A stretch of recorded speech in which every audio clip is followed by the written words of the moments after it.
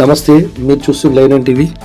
కామారెడ్డి ఎన్నికల్లో మేనిఫెస్టోలో ఇచ్చిన వాగ్దానం ప్రకారం ముదిరాజులను బీసీడీ నుండి బీసీఏలోకి మార్చాలని ముదిరాజ్ కార్పొరేషన్ చైర్మన్ బొర్రా జ్ఞానేశ్వర్ ముదిరాజ్ గారు ఈరోజు పొన్నం ప్రభాకర్ గారి నివాసంలో కలిసి వినతి పత్రం ఇవ్వడం జరిగింది. ఈ కార్యక్రమంలో ముదిరాజ్ సంఘ నాయకులు పాల్గొన్నారు. ముదిరాజ్ కార్పొరేషన్ చైర్మన్ సోదరుడు జ్ఞానేశ్వర్ గారి నాయకత్వంలో ముదిరాజ్ ప్రతినిధులంతా వచ్చి తెలంగాణ ప్రభుత్వానికి గతంలో రాజశేఖర రెడ్డి గారు తీసుకున్న ప్రభుత్వ నిర్ణయం బీసీడీ నుంచి ఏ మార్పుకు సంబంధించిన అంశం మీద మనం ఎన్నికల మేనిఫెస్టోలో కూడా కాంగ్రెస్ పార్టీ 2023లో పెట్టింది.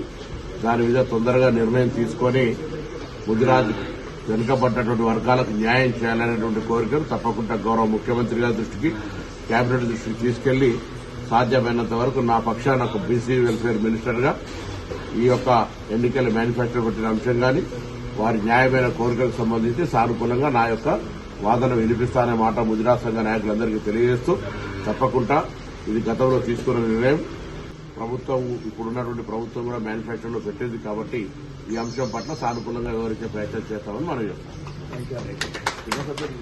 అనంతరం ఎమ్మెల్సీ విధానసభ డిప్యూటీ స్పీకర్ మాజీ ఎంపీ డాక్టర్ బండ ప్రకాష్ ముదిరాజ్ గారిని కలిసి ఈ నెల 30వ తారీఖున రవీంద్ర భారతిలో జరగబోయే నూతనంగా ఎన్నికైన సర్పంచుల సన్మాన సభకి ఆహ్వానించారు.